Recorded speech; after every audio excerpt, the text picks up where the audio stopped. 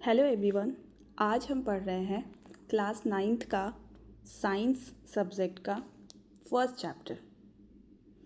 Chapter का नाम है हमारे आसपास के पदार्थ, मैटर्स इन आवर सराउंडिंग्स। इसको पढ़ने से पहले सबसे पहले ये जानना ज़रूरी है कि आखिर पदार्थ होता क्या है।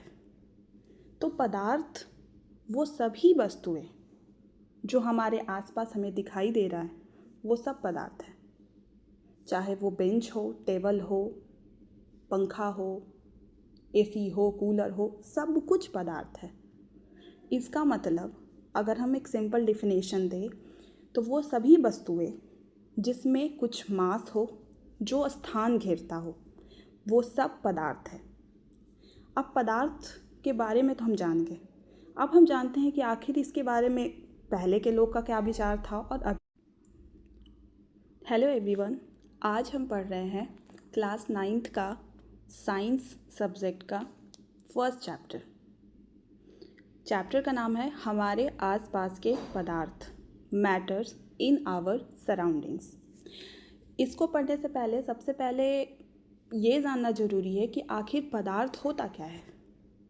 तो पदार्थ वो सभी वस्तुएं जो हमारे आसपास हमें दिखाई दे रहा है वो सब पदार्थ है, चाहे वो बेंच हो, टेबल हो, पंखा हो, एसी हो, कूलर हो, सब कुछ पदार्थ है।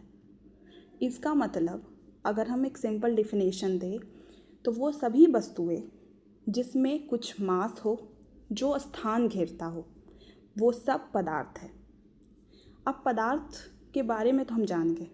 अब हम जानते हैं कि आखिर इसके बारे में पहले के लोग का क्या विचार था और अभी के लोगों का क्या विचार है।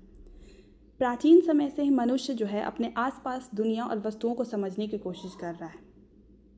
पुराने भारतीय दार्शनिकों का मानना था कि सभी पदार्थ, चाहे वो सजीव हो या निर्जीव हो, 5 तत्वों से बने होते हैं: वायु, जल, पृथ्वी, आकाश और अग्नि।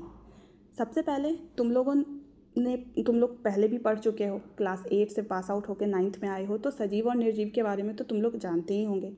वैसे तो ये बायोलॉजी का पार्ट है, लेकिन फिर भी बेसिक चीज़ तो तुम लोग जानते ही होंगे कि सजीव वो होता है जो सांस लेता है, जिसमें जनन होता है, जो चल फिर सकते हैं, मोशन होता है, ये सब सजीव हैं।